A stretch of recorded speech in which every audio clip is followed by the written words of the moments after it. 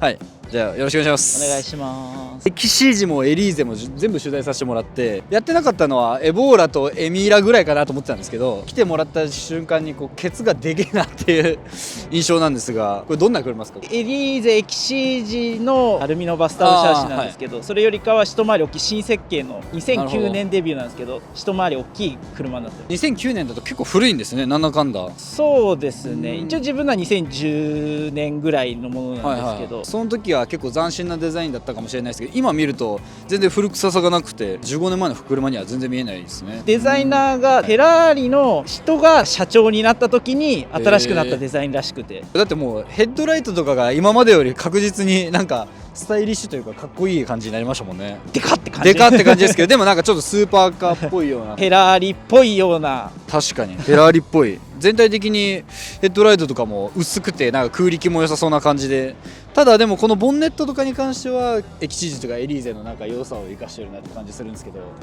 へえかっこよ。この見た目のかっこよさって薄い車ってやっぱ今最近少ないじゃないですか。国産車だとスーパーカーの NSX とかぐらいしかないと。スーパーカーそうですね本当に NSX とか買わないとなかなか買えないような時代ですけど、この車に関してはまだ中古車も下を見れば400万円台から上を見れば限定車とか、そう限定車とかになるともう2000万近くとかになっちゃいますけど、大体1500とか1400ぐらいしてたので、はいでもだいぶフロントのオーバーハングが長いんでしんどそうな感じはしますけど一応ノーマル車高でノーマルよりかは外形は上がってるんですけど、はいはい、ちょっときつい段差はすりますね。これグーは多分2個分ぐらい入るんですけど、オーバーハングが長いからだいぶこの下が厳しいですね。でそれにホイールがまた珍しい、ボディサイズにしては多分ホイールがちょっと大きめじゃないですかそうですね、ホイールの強調性がすごいなっていうこれワークの S1。そうですね、ワークのマイスターの S1 ですね、かっこいい。それにナットが貫通になってたりで、黄色の多分これもまた AP とかが作ってるんじゃないかなっていう。そうです、ロータスのロゴは入ってるけど、はい、AP レーシングのキャリパーですね。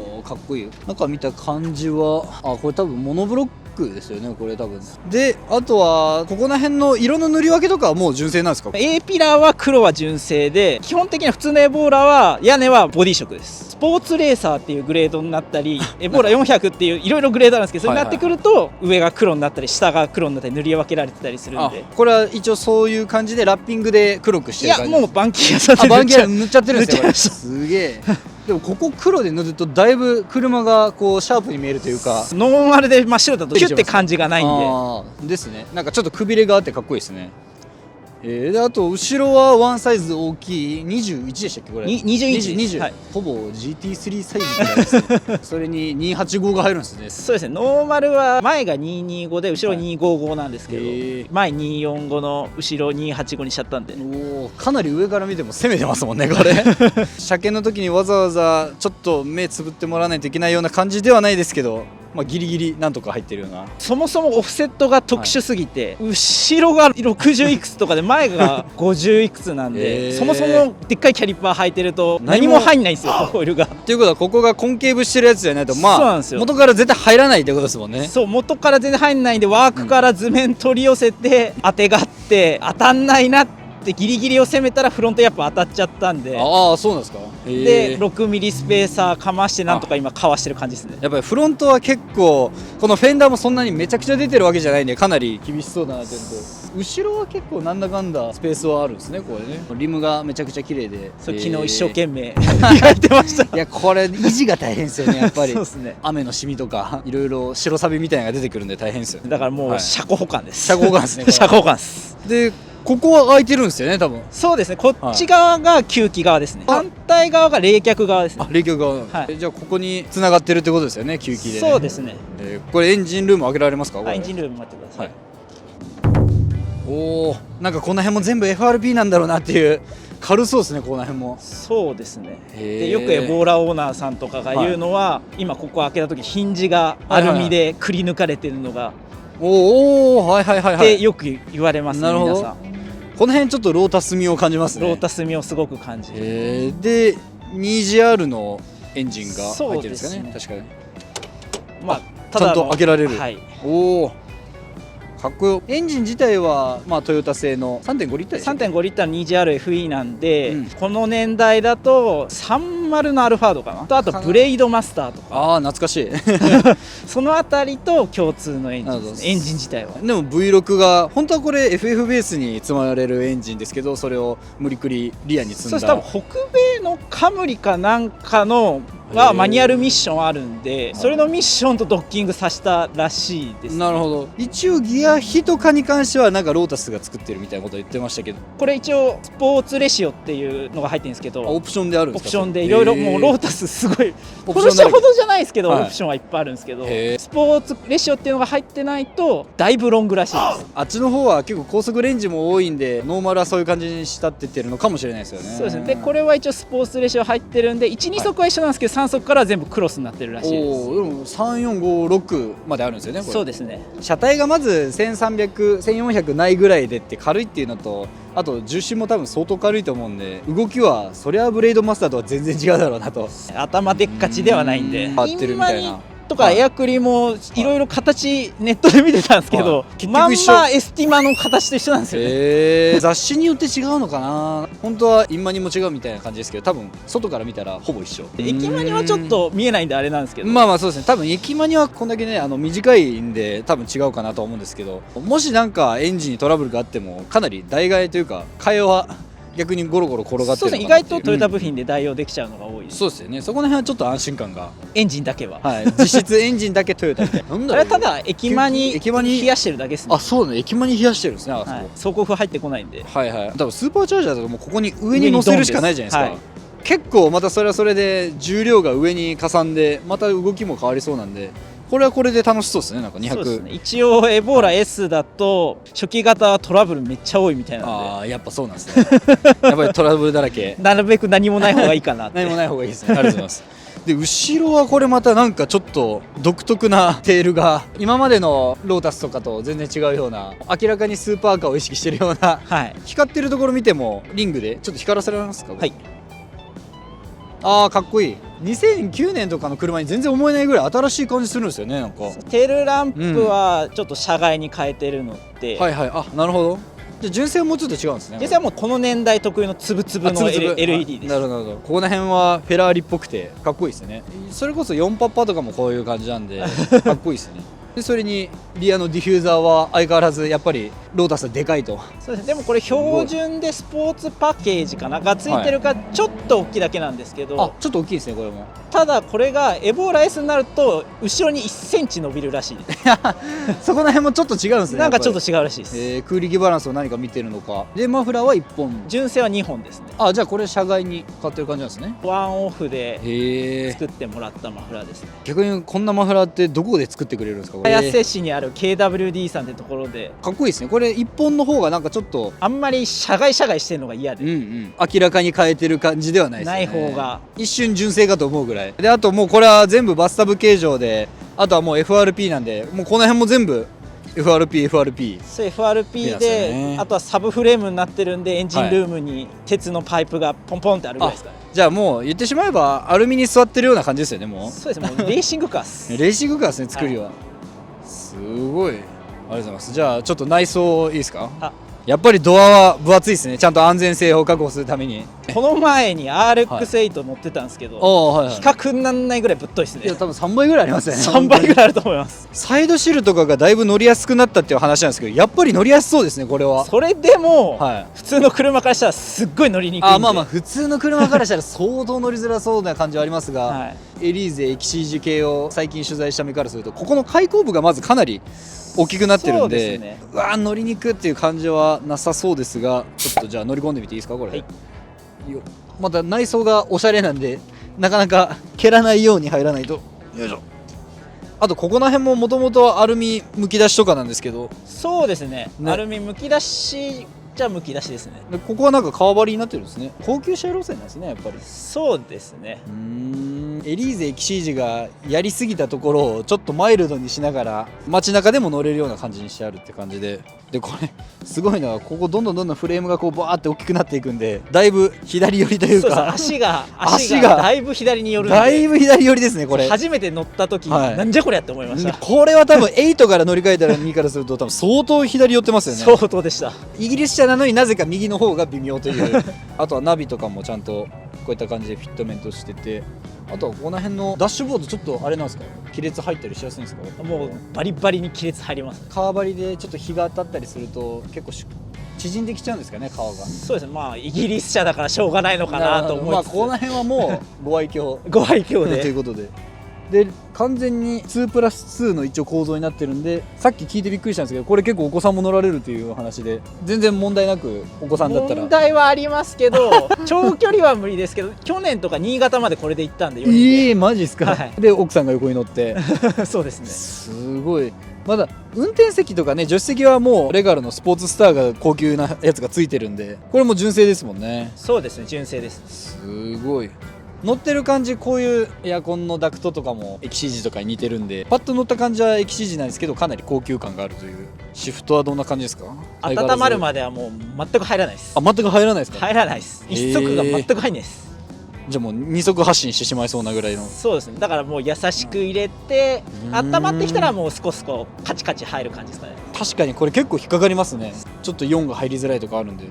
でこれ上に上げるとそのまま上に上げて左上でバックだったと思います。結構ミッションシビアなんですね。トヨタのミッションの割にカチカチいきます。確かにでもストロークは多少なんか減ってるのかなっていう感じは。多分ロータスのリンケージがちょっと変わってそうな。前乗ってたのがRX8ってめちゃめちゃストローク短いじゃないですか。はいはいはい。だからそれと比べるとすごい長いなって。そうですね。8と比べると多分3倍ぐらいはあるんじゃないかなみたいな。長いなっていうのはあるんですけど、まあでも普通の車からしたらだいぶ短いのかな。いやまあ短いですねあとやっぱここのアルミのノブもかっこいいなっていうところ。これもグレードによって革巻きかなんかアルミかあるみたいなんですけど、なんか自分のはなんか年式かわかんないですけどアルミだったんでボロボロになってなくて助かったみたいな。あとこれマスターバッグはあるんですかね一応。マスターバッグ一応あります。じゃあそこら辺はもう超シビアではないかな。大丈夫です。普通の一応車として乗れます。はいはい。じゃあちょっと最後エンジンかけてみていいですかこれ。おすごいなんかちゃんとデジタルのなんかいろいろ出てる。やっぱ V6 なんで結構ジェントルな感じですね。なんかクラウンのヤン車みたいな音がしますよ。確かに最初ちょっとドン・キホーテに来たのかなと思うぐらい若干このメーターがアルファっぽい感じがありますね。一応ロータスとしてはおしゃれ風みたいな、おしゃれですねであと10万キロぐらい走りますけど全然そんな問題なしですか？問題ありありだったんでいろいろ直してやっと最近乗れるようになりましたやっぱ距離少ない車買った方が安心かなってところあるんですかね。距離少なくてもやっぱイギリス車なんで、なるほど電装部品弱いんで。電装系なんですねこれは。エアコンはガス漏れするしエンジンハーネスは定番でもうなんか引きちぎれてエンジンの警告灯出しちゃうぐらいなんで。やっぱその辺はちょっとイギリス車っていう洗礼は受けますね。車なんですね。クラッチ交換でエンジン下ろさなきゃいけない車だからそれだけでもううん百万ってなっちゃうんでちょっと厳しいですね。その200万急に駆動系だけでっていうのであればスーパーチャージャーつけて100万とか言われたらちょっとなんか自分の中でもなんか理解できるんですけど、まあなんですけど消耗品交換で100万以上かかります。そこの辺はロータス。そうです。さすが。でもステアリングとかは多分桃っぽいけど多分自社なんですかねこれ。どこのかは分からないです、結構ちっちゃい感じで、そうですね。確かにこれは多分レスポンスは結構良さそうなんでぜひじゃあ一周いきますか。はいお願いします。結構そこはちゃんとセキュリティがかかってるんですね誤作動が多いセキュリティですけど意外に音が V6 の滑らかですね音が。まあトヨタの V6 なんで確かにやっぱトヨタ安心だアクセルペダルめっちゃ重いですねこれ重いし寄ってるし、多分靴によってはブレーキとアクセル両方一緒に踏んじゃいます。確かにこれは靴でかすぎると厳しいですね。厳しいです。細めの運動靴じゃないとちょっとこれはもう完全に左を寄りつつ右にこう体がこうちょっとねじれる感じになるんですね。そうですね。まあ慣れちゃうとそうでもないですけど慣れるまでは違和感を感じそうな。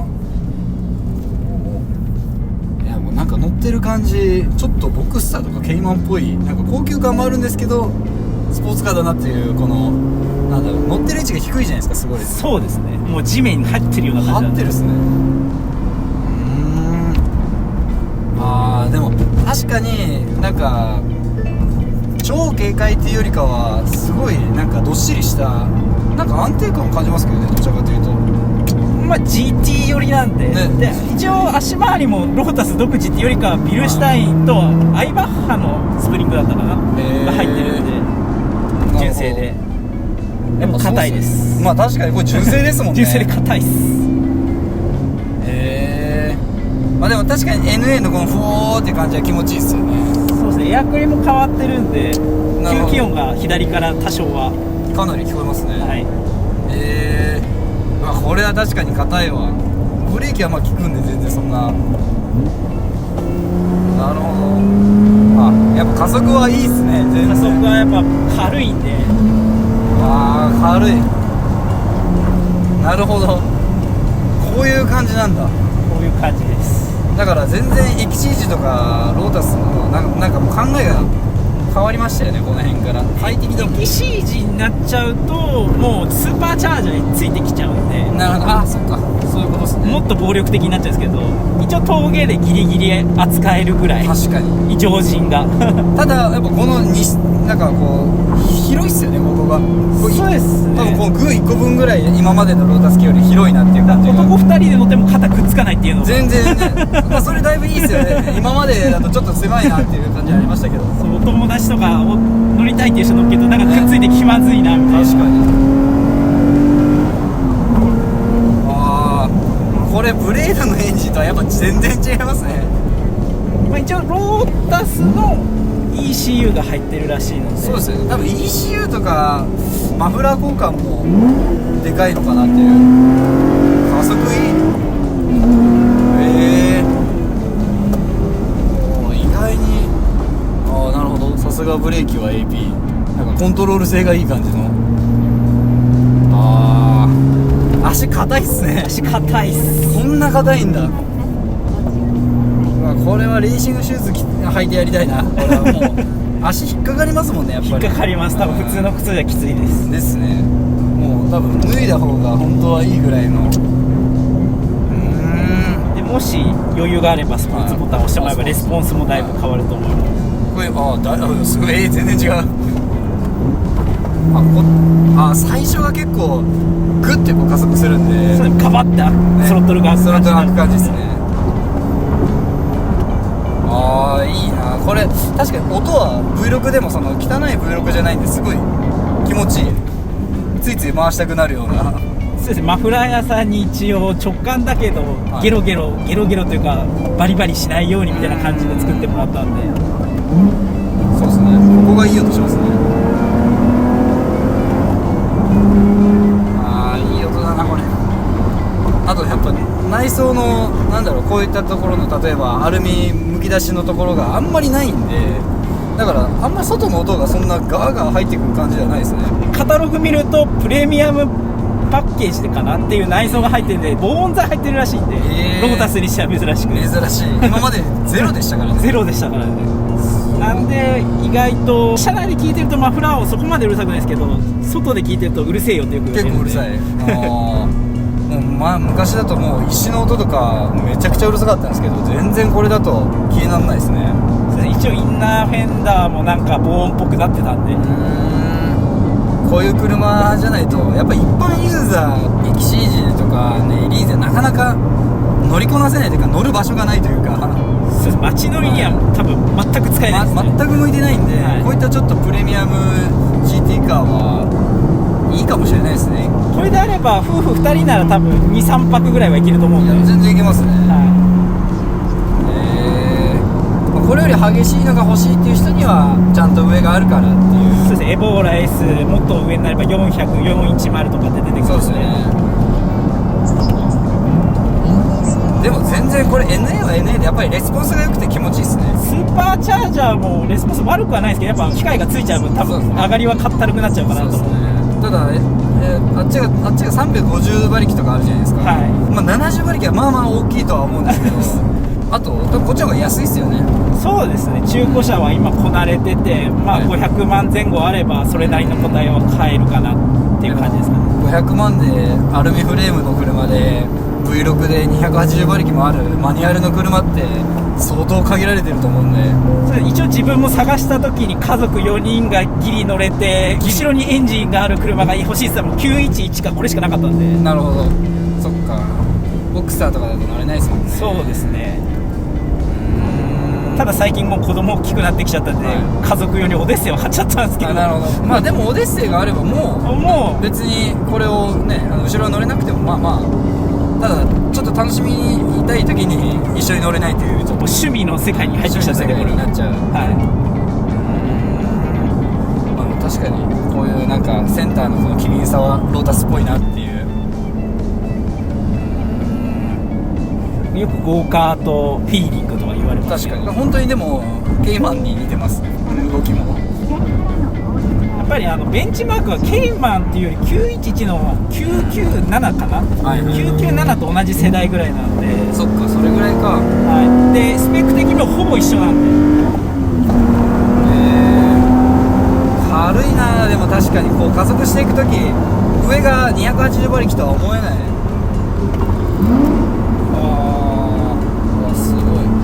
ペダルが意外に結構ブレーキとアクセルこう偏ってないじゃないですか。この段差がないんで。そうです。踏みすぎちゃう。だからヒール&トゥーじゃなくてトゥートゥーでトゥーでできちゃいます。すごい。ああ、なるほど。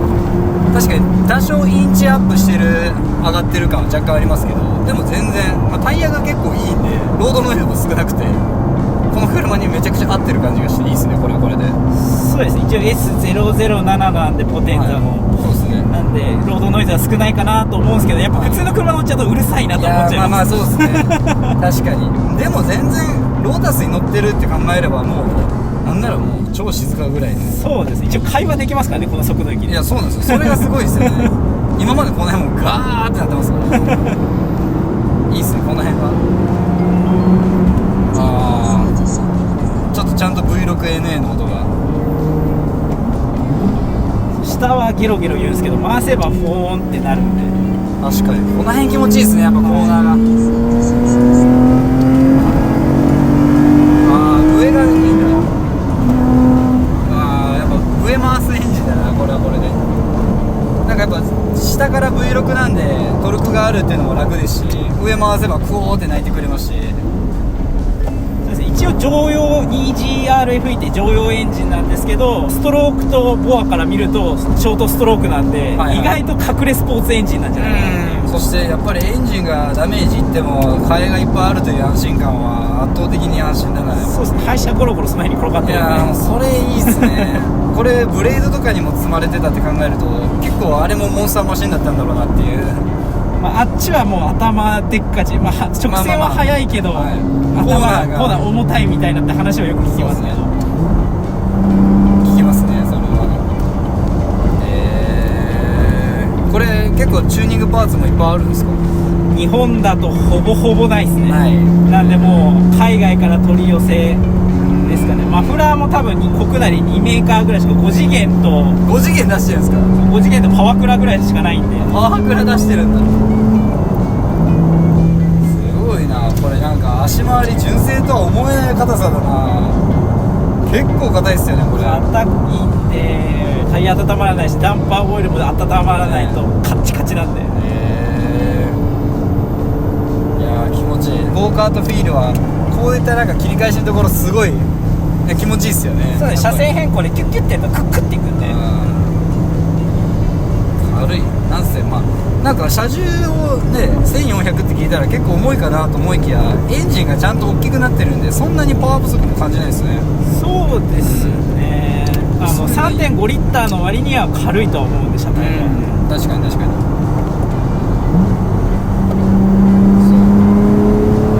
そうこの辺のトルクがあるんですごい楽しいですよね。山とか本当ワインディングとか、それこそ箱根とかも超楽しそうな。ターンパイクめちゃめちゃ楽しいですですね、はい、確かにこれ結構登りそうですもんね。普通に登りとかも。そうですね、登りがもう楽しくてしょうがないです。ですね、はい、これはこれでいいな。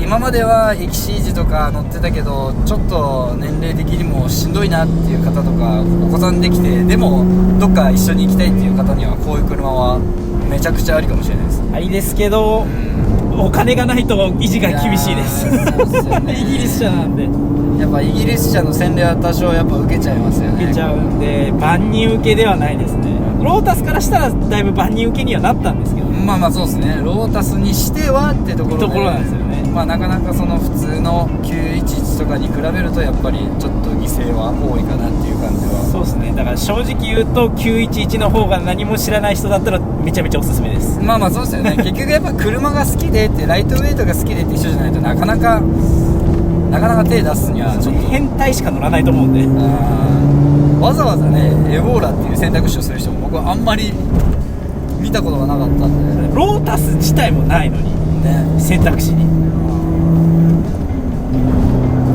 でもやっぱこれをマニュアルで乗れるっていうのが気持ちいいな。どうしてもマニュアルが乗りたくてですね。そういうなんか男の遊び心忘れられない大人には最高に楽しいかもしれない。右ペダルのマニュアルってなるともう本当にないんで会社だと